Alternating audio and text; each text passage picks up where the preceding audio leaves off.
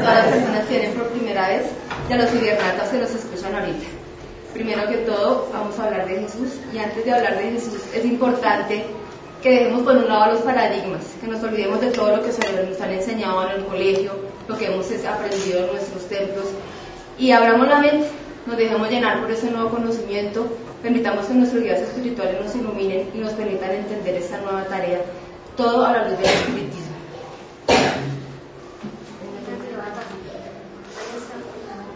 Bueno, entonces empezamos todos.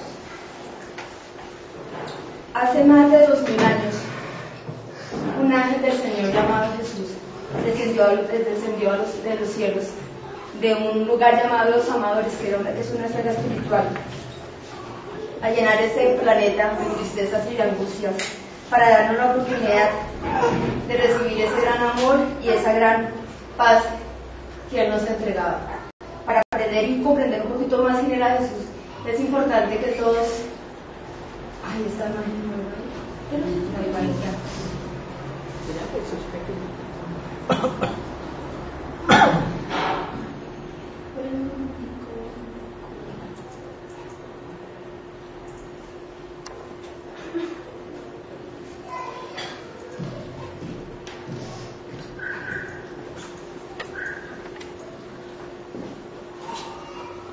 Es importante que todos emprendamos un viaje y descubramos quién era Jesús a través de los tiempos y del espacio. Jesús fue un ser que vino a la tierra para llenarnos de amor, para enseñarnos el verdadero trabajo, que era la entrega a todos los seres humanos. Vino en forma de niño, como llegan todos los seres de este planeta, para poder entregarnos ese amor y esa entrega que Él tenía hacia nosotros.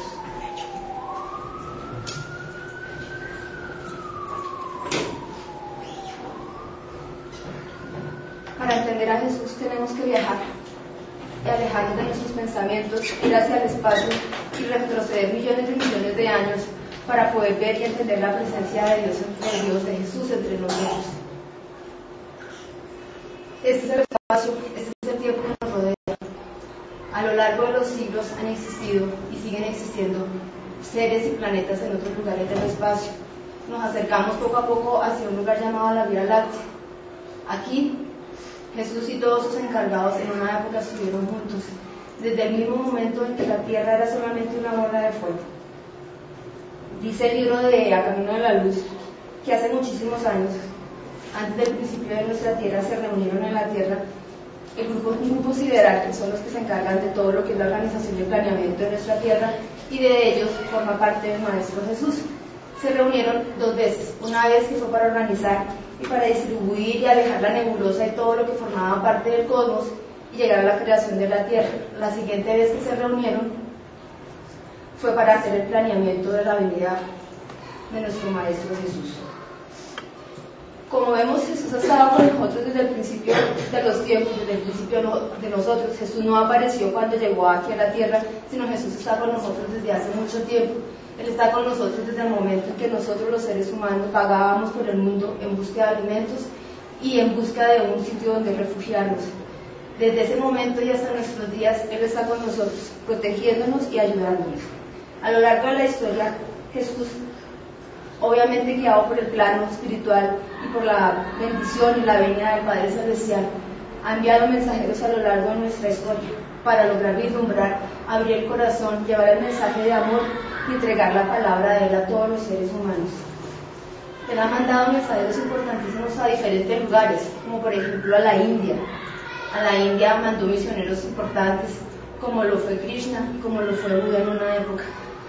A lugares como la China milenaria, Él mandó a Fuji, que fue el encargado de esclarecer y de compilar todas las religiones. Mandó a Confucio, el cual nos explicó que no solamente era importante la salvación, sino la sabiduría y lo más importante, el autoconocimiento. Y a Lao Tse, él es Lao Tse, que fue el que nos enseñó la humildad y la sencillez. Al pueblo de Israel mandó a uno de los misioneros más importantes que hubo, a Moisés, que fue el que se encargó, que fue el que entregó en el monte de Sinaí los 10 mandamientos gracias a los mensajeros del Cristo, el que fue y ayudó a buscar la tierra prometida. Y en Grecia, a nuestro querido Sócrates, que por decir la verdad, por entregar el mensaje del cielo, pues tuvo el pequeño final que tuvo, ¿no? Entonces ahora vamos a ver, y es importante ponerle mucho cuidado a esto, porque así como decía Milton, esa es la principal, la esencia y lo que realmente vino a hacer Jesús y donde radica su verdadero sacrificio, que es su descenso aquí a la tierra. Jesús fue una entidad de muy elevado estirpe sideral. Él ya estaba liberado de todo el proceso de reencarnatorio para poder aprender, para poder mejorar. Él ya no tenía nada que venir aquí a hacer, no tenía ninguna deuda. Él hacía muchísimos milenios, había superado todos estos problemas y ya se encontraba en otras esferas más elevadas. Jesús era una entidad emancipada, más allá de la evolución del sistema, era una conciencia muy elevada que no podía reajustarse fácilmente a la genética humana. Él, después de haber evolucionado hace tantos años, tuvo que volver a bajar a nuestro nivel y volver a empezar a partir de la formación del cuerpo humano, por lo cual él necesitó un plazo bastante largo para poder descender hasta nuestro nivel. Porque los espíritus terrenos, cuando uno reencarna, uno vuelve a la carne y es más fácil, porque nosotros tenemos todavía esos errores, esos pecados, todavía esas cosas que nos falta por superar. Entonces cuando venimos a la tierra es como si el cuerpo nos atrayera, es como un imán que no podemos resistir y nosotros fácilmente podemos volver a reencarnar, pero pues Jesús ya no tenía nada que lo pegara aquí a la tierra. Entonces por eso el descenso de él y volver otra vez a la posición uterina fue muy complicado para él. El descenso de Jesús requería del más exceso planeamiento que le permitiera realizar su trabajo a cabalidad dentro del tiempo fijado, por lo cual emprendió un esfuerzo indescriptible de autorreducción vibratoria de su espíritu para así poderse ajustar al metabolismo. Una de las características del periespíritu es la irradiación. La irradiación dice claramente que es una de las propiedades del espíritu, la cual forma alrededor del cuerpo una atmósfera luminosa. Dicen que la irradiación que formaba Jesús era tan grande que alcanzaba a cubrir todo el planeta Tierra. Entonces él tuvo que reducir esa irradiación de semejante tamaño y reducirla para llegar al nivel de un feto, para llegar al nivel de un niño y empezar a trabajar su tarea mesiánica con todos nosotros. Todo esto obedeció un plan de una programación aprobada desde lo alto. Jesús aceptó el programa sacrificial de su misión, atento a todas sus directrices, pero finalmente el éxito fue producto de su propio esfuerzo.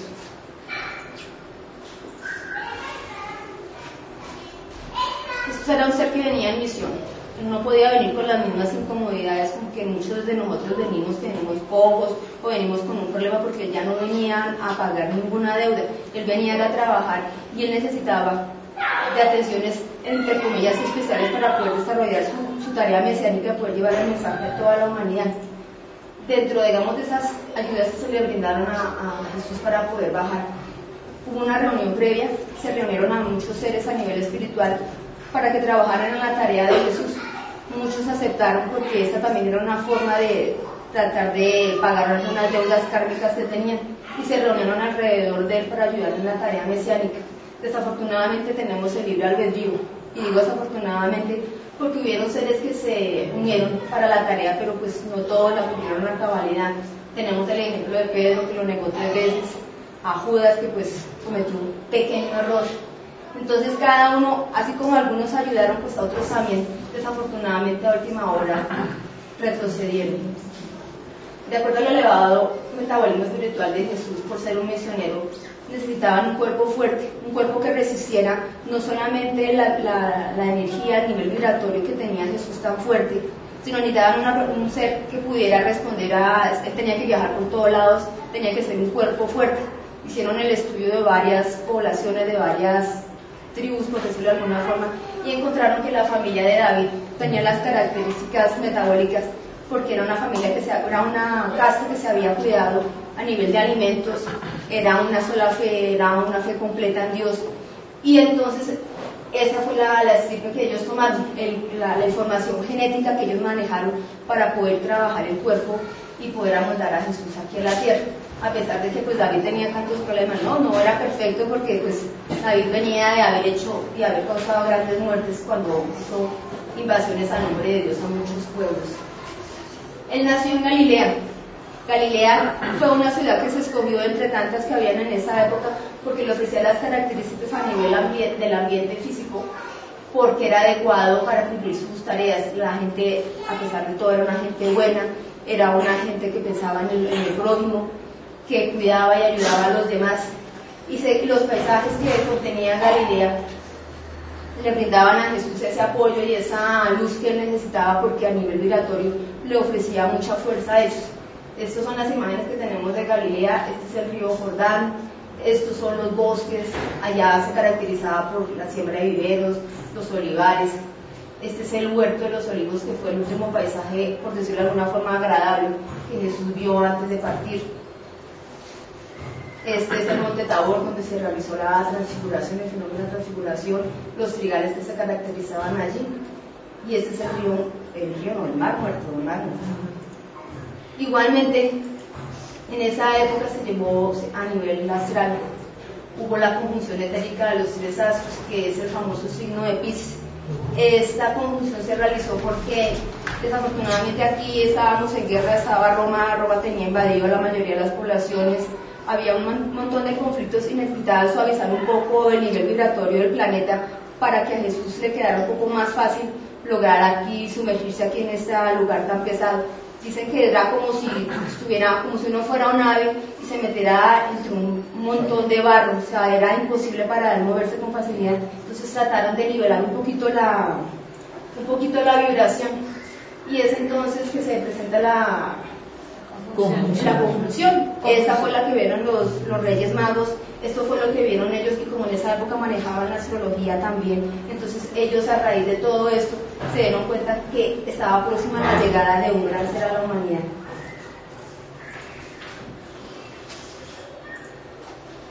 Ahora vamos a hablar de los padres de Jesús. A María, que ya todos la conocemos. María era un ser de elevado carácter espiritual. Ella también pertenecía a la jerarquía de Jesús, a la misma esfera de los amadores, aunque a nivel intelectual y a nivel moral pues jamás podrá todavía, en el momento no puede acercarse todavía al nivel que tenía Jesús. Ella era una muchacha muy dulce, muy tierna, muy humilde, ya estaba liberada de las pasiones primitivas que nos caracterizan. Ella tenía visiones, ella también era una medium, ella veía, a ella desde siempre los espíritus le estaban hablando, y intuitivamente la fueron preparando para la llegada de Jesús. Ella era muy joven cuando se casó, y sin embargo ella no tuvo ningún problema en recibir a los hijos de José. Ayudaba en el hogar como todas las mujeres, porque ella aprendió a tejer y a hacer todos sus trabajos con las vírgenes de Sion, ahí en el templo de Jerusalén. Por eso es que le dicen virgen. Ella fue una mujer común y corriente, pero le dicen virgen porque ella era de las vírgenes de Sion, más no por la palabra, por lo que abarca decir la palabra. Y José, que a José se le ha subestimado a lo largo de la historia, de José no se habla mucho, pero gran parte de la victoria del trabajo de Jesús se le debe a José. José era un hombre de costumbres muy disciplinadas, era moderado en la mesa, era adverso a los vicios y a las pasiones, era muy práctico, realista y prudente, y él jamás se sintió digno de poder realizar la tarea que le fue inscrita desde el principio. A pesar de que era severo e intransigente, supo siempre animar y proteger a Jesús y a María de las envidias que desafortunadamente siempre generó en su población. Él educó a la familia bajo las normas escénicas y aprendió las aprendió allá de los ancianos del Moab. Él conocía de los temas de la reencarnación y la ley de causa y efecto. Era terapeuta externo de la colectividad de los esenios, pues atendía a los necesitados a través del mediumismo, porque él trabajaba pases fluídicos y él irradiaba esa energía a las personas de la población.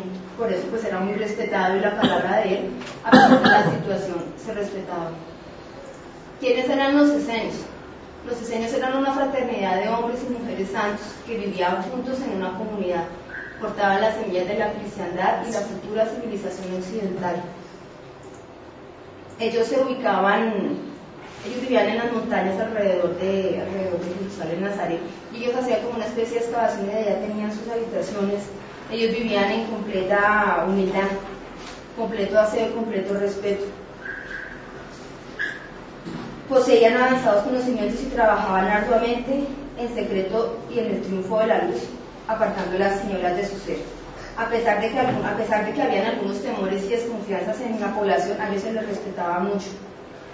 Ellos dieron paso a mucho del conocimiento y muchas de las prácticas que se manejaron en la cristiandad.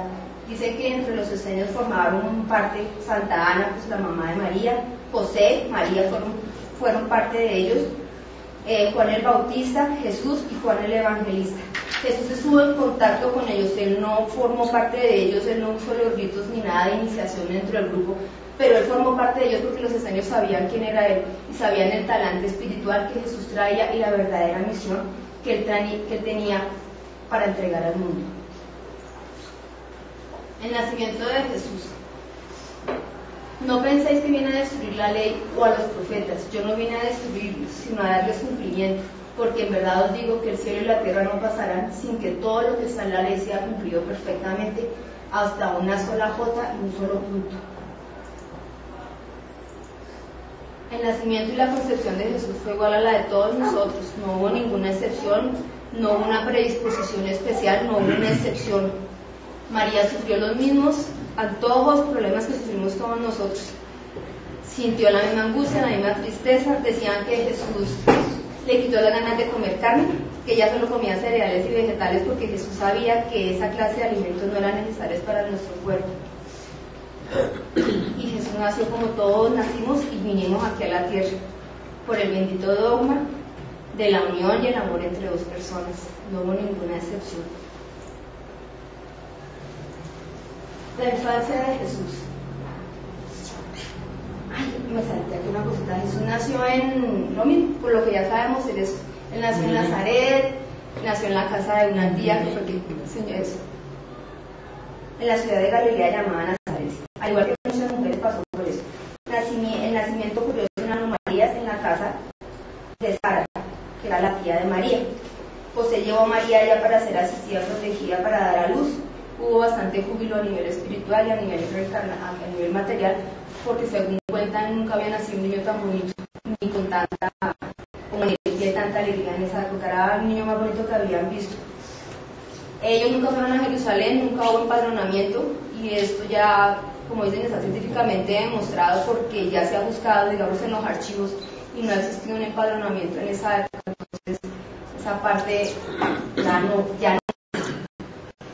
La infancia de Jesús. Jesús vivió una vida normal a la de cualquier niño, no era ofensivo, no era petulante, siempre fue servicial y atento y respondía a todos con sencillez y hasta con timidez. Tenía predilección por los seres y las criaturas y servía a todos con el mismo espíritu de fraternidad y amor.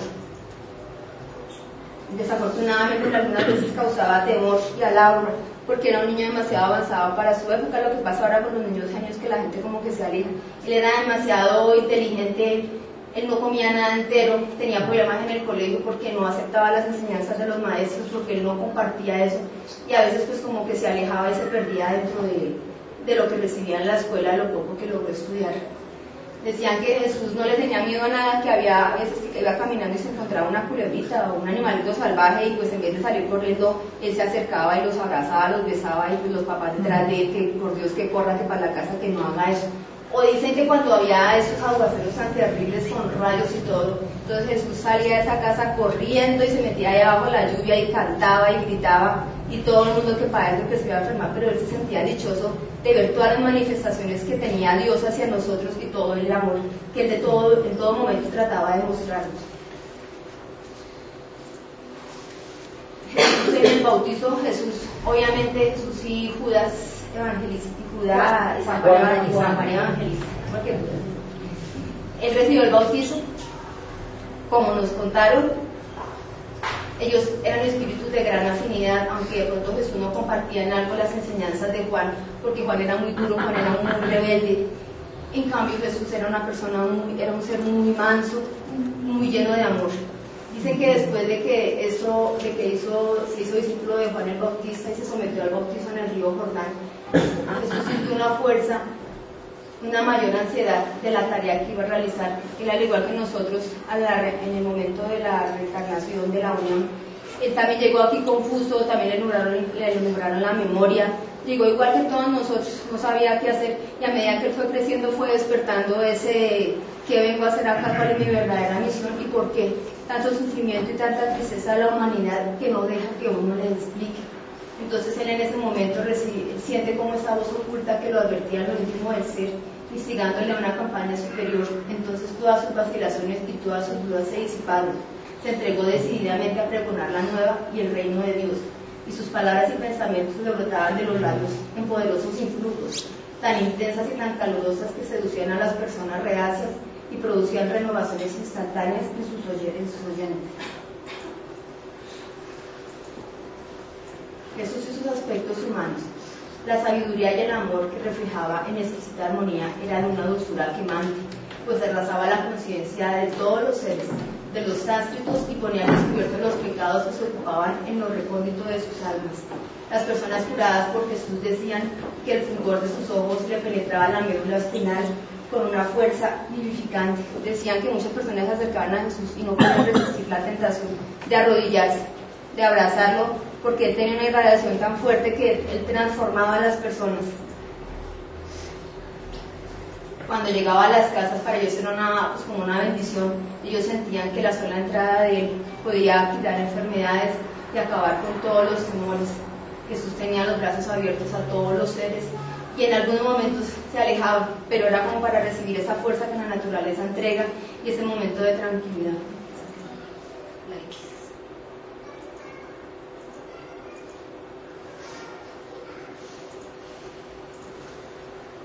Las prédicas y las parábolas de Jesús. Jesús hablaba con naturalidad, como si estuviera con los amigos, como si estuviera en la casa.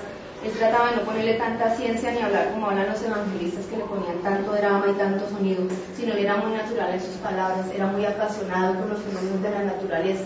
Por eso él comparaba los acontecimientos, y él trató de acercar los acontecimientos como hablar de la uva, de la semilla, que era lo que la gente manejaba en esa época, y era con lo que la gente convivía. Él manejó las parábolas porque las tribus de Judea con las que él se hablaba manejaban esta forma de comunicación, y a él le pareció que era la forma más correcta de hablarles a ellos.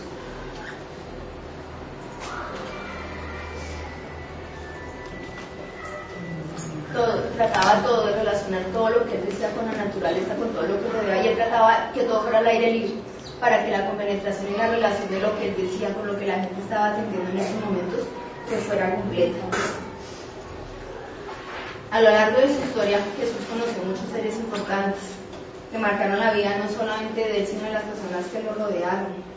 María Magdalena, dicen que María Magdalena era una mujer muy bonita, era como la mujer más, así como que tenía más magnetismo en esa época, y pues a María le dio curiosidad conocer a Jesús, porque pues a ella los hombres no le podían decir que no. Entonces ella sintió la curiosidad como de hacerle la picardía a Jesús.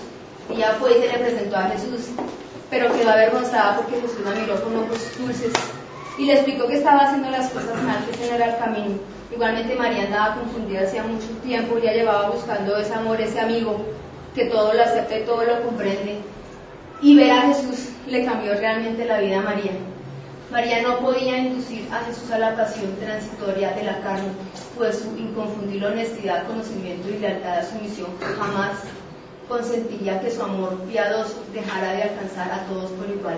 A María Magdalena la utilizaron los espíritus de las sombras para tratar de ayudar a hacer que Jesús no pudiera continuar con la tarea. Pero pues afortunadamente María, a pesar de todo, tenía buenos sentimientos, ella era un buen ser, era un ser elevado a nivel espiritual también, que pudo vencer todas esas tentaciones y sacar el amor que Jesús le enseñó para no caer.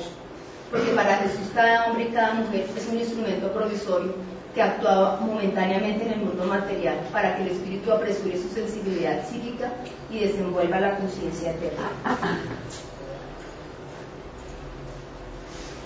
Los milagros de Jesús, milagros entre comillas, ¿no? El Maestro Jesús realizó innumerables curas y renovaciones espirituales que no se pueden considerar milagros, pues es el resultado de facultades mediúnicas gracias a su elevada espiritualidad y a las entidades angélicas que lo asistían. Todo cuanto él hacía y que era interpretado como milagro, simplemente era la consecuencia de la aplicación inteligente de las leyes trascendentales. Esas son las leyes que nos explican que todo parte a partir de un pequeño principio y transforma el comportamiento de la materia. Muchos relatos se sirvieron de la tradición a fin de engrandecer la persona de Jesús. Si el Maestro Jesús hubiera practicado tantas cosas que eran consideradas sobrenaturales, sería un verdadero dúplico de los famosos magos y alquimistas y su fama hubiera desaparecido profana. Algunos de los milagros que le atribuyen a Jesús son, por ejemplo, las bodas de Caná, ¿no? Cuando convirtió el agua en vino. El libro explica claramente que pues eso no puede ser posible porque eso iría en contra de los conceptos y de todo lo que Jesús en una época nos explicó. Sería una forma así como de engrandecer el tributo que se le rendía al Dios bajo, porque estaban todos contentos, tomados, y viene Jesús y transforma el agua, entonces pues todos a la parranda, ¿no? Entonces él jamás podía haber hecho una cosa de esas porque eso iba en contra de los conocimientos y de todo lo que le enseñaba. Cuando expulsó a los vendedores del templo, fue un ser que nos explicó que teníamos que perdonar 70 veces 7 los errores de los demás. Él cómo iba a llenarse de ira, de furia, a sacarlos a todos, cuando en esa época los mercaderes trabajaban ahí, era por la orden, por la autorización del sumo sacerdote, que muy seguramente si él se hubiera puesto en esta situación lo habían cogido, hubiera adelantado su muerte y todas las grandes enseñanzas que todavía tenía por enseñarnos se hubieran quedado, como dicen en el Twitter. Entonces es importante pasar por la razón y el entendimiento, el gran amor, la compasión, la justicia y la ternura que Jesús derramó sobre nosotros, para entender en qué punto los evangelios tratan de verdad los hechos que relatan esos evangelios. ¿Por qué? Porque desafortunadamente los hechos que narran los 4 evangelistas fueron escritos mucho tiempo después de la muerte de Jesús. Hay temas que no coinciden, porque cada uno compartió diferentes momentos de la vida con Jesús. Por ejemplo, Juan y Mateo eran los que lo acompañaban en las peregrinaciones por Galilea. Lucas simplemente recopiló su información dentro de los compañeros de Jesús, y Marcos compuso este material con las personas que visitaban a su casa cuando hablaban de la cristiandad.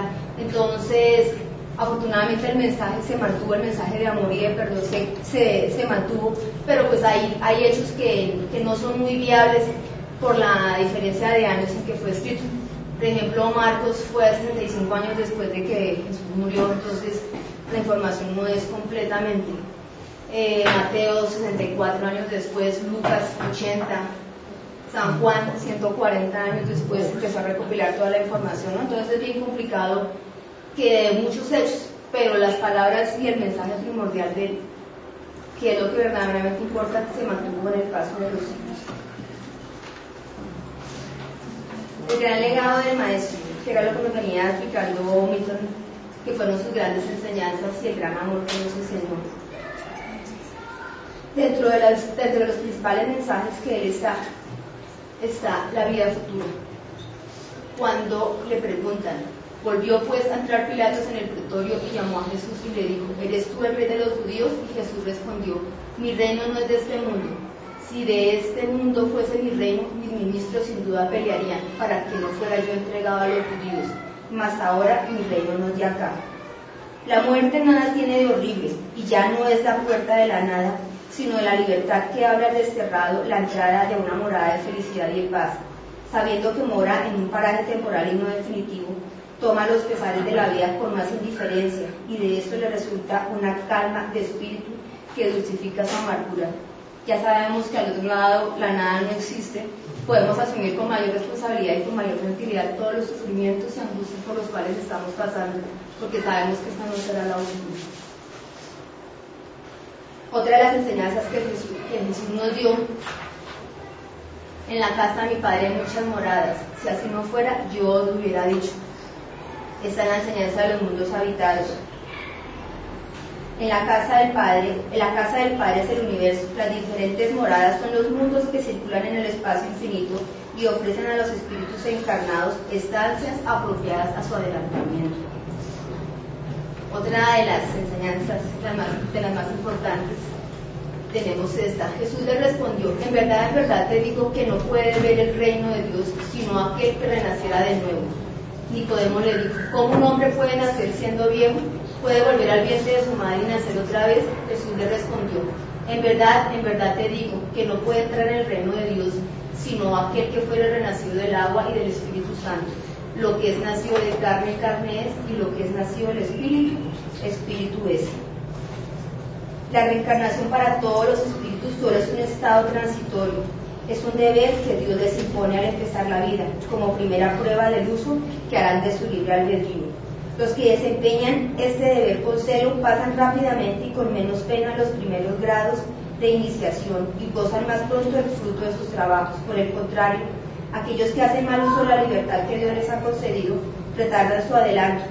Si así es que por su obstinación pueden prolongarse indefinidamente la necesidad de reencarnarse, y entonces es cuando la encarnación se vuelve un castigo.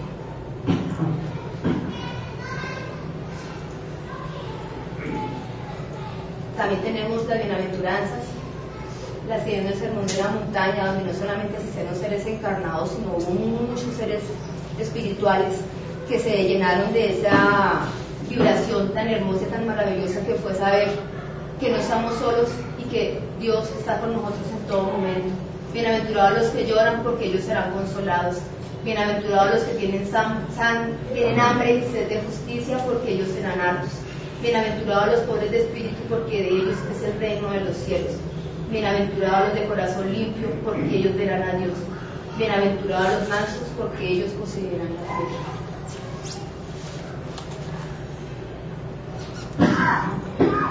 La más importante, Maestro, ¿cuál es el más grande mandamiento de la ley? Jesús les dijo, amarás al Señor tu Dios de todo corazón y de todo, y con toda tu alma, y con todo tu entendimiento. Ese es el mayor y el primer mandamiento.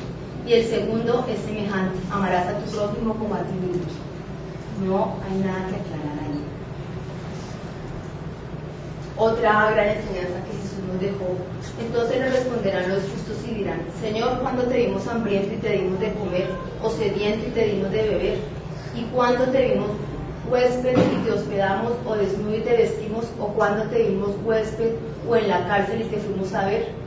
Y respondió el rey, les dirá, en verdad os digo que en cuanto lo hiciste a uno de mis hermanos pequeñitos, a mí me lo hiciste. Esta es, sin caridad no hay salvación, una de las máximas enseñanzas de Jesús. Y son muchas más, pero pues tengo que resumir. Algún apóstol dijo que si reuniera todas las palabras que dijo Jesús, ni con 3, ni 4, ni 5 libros lograría sacar un resumen de lo que él hizo. Entonces, resumimos esa que es la que más nos atañe aquí a muchos. Sanad enfermos, resucitad muertos, limpiad leprosos, lanzad demonios, graciosamente recibisteis, dad graciosamente. Lo que gratuitamente recibimos, gratuitamente lo tenemos que dar, no debemos cobrar lo que Jesús, lo que Dios nos ha dado con su amor para brindarlo a la humanidad. Es malo, es pecado, como dicen, eso no se debe cobrar. Si es por dejarla. Ya nos estamos acercando al final de la vida de Jesús. Dentro de los últimos días cuentan cómo Jesús se fue para Jerusalén, a pesar del temor que había, porque a Jerusalén lo estaban esperando, porque se lo querían. El Sanedrín ya estaba organizando todo para cogerlo. Entonces él parte para Jerusalén con temor, porque habían malos rumores. Él tiene un momento de angustia, no sabe si irse porque le da miedo que irse para Jerusalén, todo el esfuerzo y la palabra de él desaparezcan. Pero él tiene una visión y le dicen que él debe partir a Jerusalén, porque allá es donde tiene que finalizar su misión y su tarea.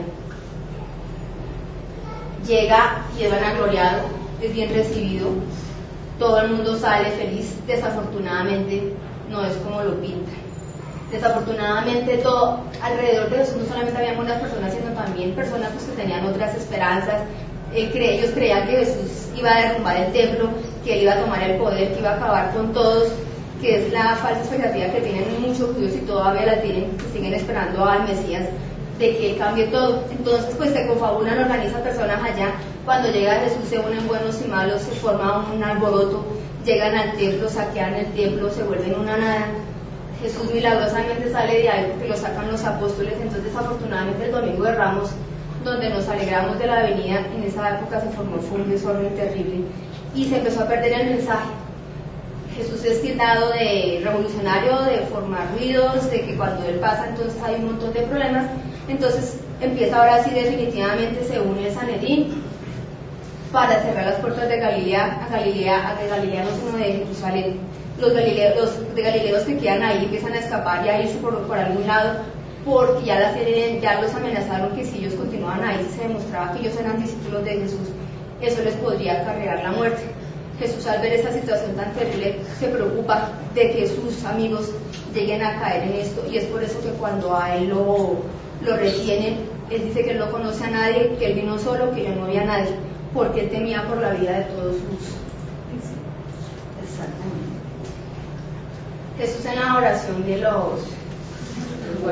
En la oración. Ah, sí se la saben. Jesús en la oración de los antiguos. Exactamente.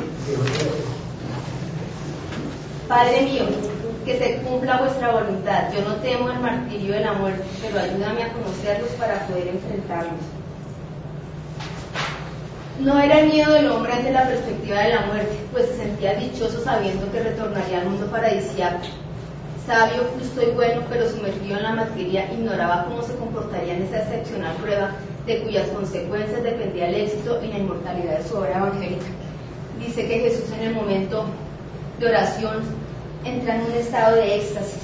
El éxtasis es un estado de independencia que alcanza el alma, el cual le permite ver, comprender y vislumbrar la verdadera felicidad de los que habitan en los mundos espirituales.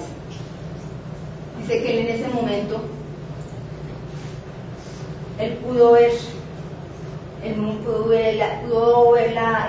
el espacio, pudo ver la tierra, pudo ver los contornos de la tierra, de los países, de las ciudades en ese momento, pero que él se veía a sí mismo y veía cómo él estaba cuidando a la humanidad, cómo él era el que se preocupaba y protegía a todas las personas que habitaban este lugar. Dice que alcanzó a verse en ese momento, se alcanzó a ver crucificado,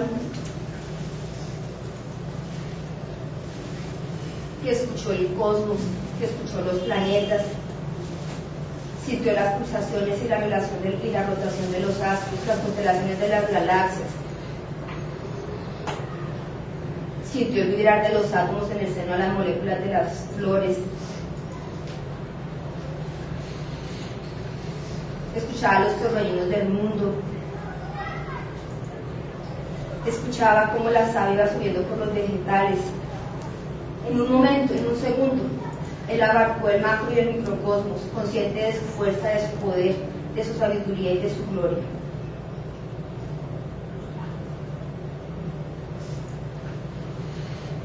Y pudo ver las tres cruces y entender cuál era su verdadero final como ser humano en el Calvario. Y ahí, pues todos conocemos, lo llevaron los soldados, lo llevaron a la presencia de Caifás, que estaba con su yerno Anás, ahí donde sucede toda la triste historia. Caifás ya tenía pagado mucha gente para que hablara en contra de Jesús. Lo que él había hecho y dicho se agrandó, se duplicó, se le acusó de enemigo de la ley mosaica, sacrílego, intitulación de hijo de Dios y abominable rey de Israel, fascinación para atraer a las heredades de las viudas, de los huérfanos y de los fanáticos, y de emplear la seducción para dominar a las doncellas. Entonces se le acusó de todo lo que pudieron encontrar, se la echaron a él. Y Jesús callado porque él sabía que si él hablaba podían recoger a su pueblo o la familia, porque la familia también pagaba por los errores de él, y precisamente su familia podía pagar, la Virgen, sus hermanos, todos. Entonces eso no podía ser posible. Me quedan problemas de la religión, para que me tengan problemas. Pasó a Pilatos era una persona que no la querían porque el hombre hundió al pueblo lo más que pudo, pero era tal la luz de Jesús que pudo encontrar un poquito de corazón y de ternura en su corazón. Y Pilatos dice, pero bueno, ¿usted qué hizo? ¿Por qué lo van a matar? Yo lo voy a ayudar, hagamos algo para que usted no lo condene, porque finalmente yo tengo el poder de decir lo que a usted le pasa. Entonces Jesús le dice a Pilatos, por favor no intente salvarme, porque Jesús sabía que había personas detrás de esa condena, y donde él dijera que no, pues a Pilatos también le iba mal. Entonces Jesús le dijo, no, porque yo sé que a usted también le iba mal, entonces no. Entonces le dijo, más bien si quieres ayudarme, no persigas a mis discípulos, y serás grato a la casa de mi Padre por toda la eternidad. Y Pilatos le dijo, te lo juro. Y hasta ahí no sé si lo judíos, pero no creo. Pasa lo mismo, escogen quién, sucede la misma situación, escogen a un ladrón, escogen a él a quién van a salvar. Finalmente, pues como habían tantos amigos de él, entre comillas, crucifican a Jesús, se toma la decisión de la crucifixión. Esto es lo que sacó Pilatos, ¿no? Que es la sentencia que le dieron a Jesús por todas las cosas que hizo al proclamarse, y es condenado a muerte, condenado al suplicio de la cruz.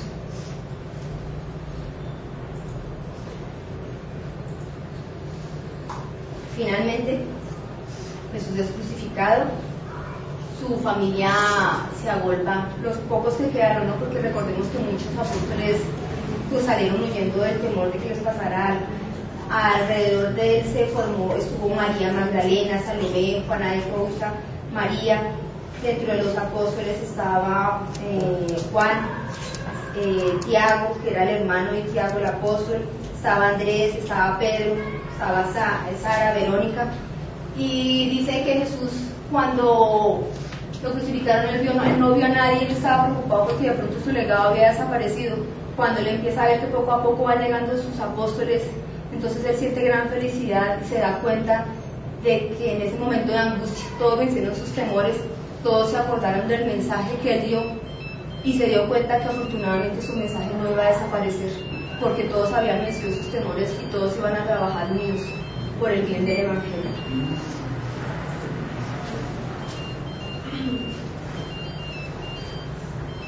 Mientras tanto, la cruz del centro estaba vacía porque se había cumplido el sacrificio del Salvador. Desde aquel momento en adelante dejaba de ser el instrumento castigado por la infamia del hombre, para convertirse en el camino a la liberación sobre las tinieblas, fortaleciendo la luz del mundo a través del combustible sacrificial de su propia sangre. Aunque este sacrificio no deja de causarnos dolor y remordimiento, nuestras mentes y corazones no se deben quedar solamente en esta imagen del Calvario. Si el sacrificio del Maestro hubiera consistido en los azotes y en los dolores físicos y en la crucifixión injusta, entonces los leprosos, los cancerosos, los gangrenosos y demás sufrientes corporales deberían ser otros tantos misioneros gloriosos y elegidos para la salvación de la humanidad, y los hospitales gozarían de fama como los templos y serían verdaderos viveros de ungidos de Dios. Tampoco fue el sufrimiento que le causó la ingratitud del hombre, pues como sabio psicólogo sideral comprendía nuestra inmadurez espiritual, a pesar de que le dolía la indiferencia que manifestaban los hombres al no comprender el esfuerzo realizado para su propia felicidad. Su sacrificio y sufrimiento se debió al penoso y milenario descenso de su espíritu a nivel vibratorio para ajustar su psiquismo psíquico a la frecuencia del hombre terreno. Jesús, por amor al hombre, no eludió las terribles presiones magnéticas de los planos inferiores que deberían atravesar gradativamente en dirección a la superficie del orbe. Abandonó los planos hermosos de su reino de gloria y se sumergió lentamente en el océano de fluidos impuros y agresivos, producidos por las pasiones violentas de los hombres y de los desencarnados del más allá. Ese fue el verdadero sufrimiento de Jesús. Por eso debemos recordar en nuestra mente todo lo que hizo y todo lo que nos enseñó, y a pesar de que esto fue doloroso, eso no debe permanecer en nuestros corazones. Emanuel en esa época conoció a Jesús. Emanuel se llamaba en esa época el senador Publio Lentulus Cornelius. A él le dieron la misión de que describiera a Jesús, de que contara, bueno, cuéntenos cómo es, qué es lo que viene él a hacer.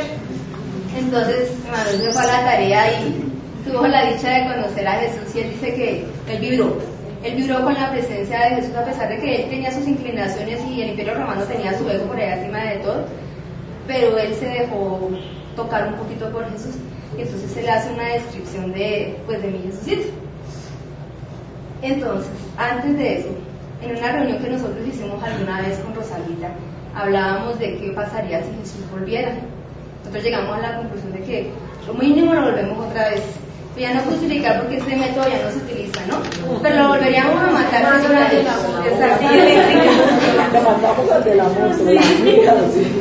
Lo volveríamos a matar porque nuevamente volvería a herir nuestro orgullo. Pero logramos, a pesar de nuestra controversia, logramos llegar a la conclusión de que Jesús no está muerto. O sea, Él no se fue, no nos abandonó, Él no nos dejó tirados. Jesús sigue aquí y continúa con nosotros en todo momento.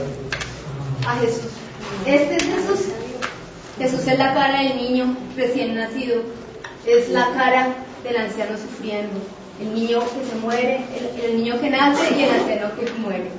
Es la cara de los niños alegres.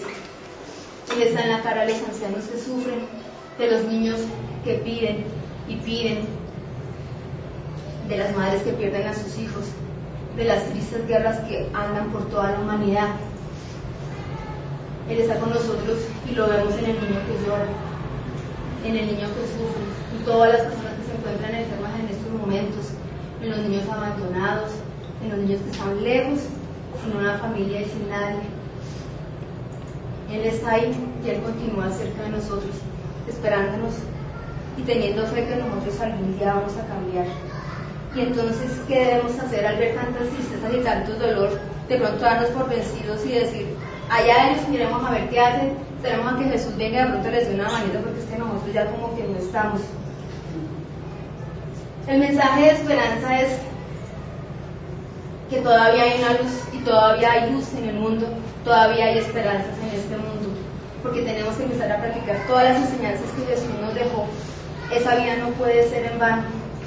Y no estamos solos, hay personas alrededor del mundo que tienen una esperanza y tienen una luz para entregar a toda la humanidad. Hay miles de personas que trabajan y continúan ayudando en todos los rincones del planeta para ayudar a mejorar la calidad de vida. En todas partes del mundo actualmente se aglomeran personas en busca de esperanza y de ayuda. Entonces la tarea sí se puede, la tarea se puede porque no estamos solos, porque tanto en el plano espiritual como aquí en la tierra, día a día miles de personas se siguen uniendo para continuar con la tarea que Jesús en una época con tanto amor los enseñó y entregó su vida por ellos. Entonces estamos aquí y aquí seguimos trabajando y esperamos que la tarea continúe y no nos cansemos nunca. Es nuestro.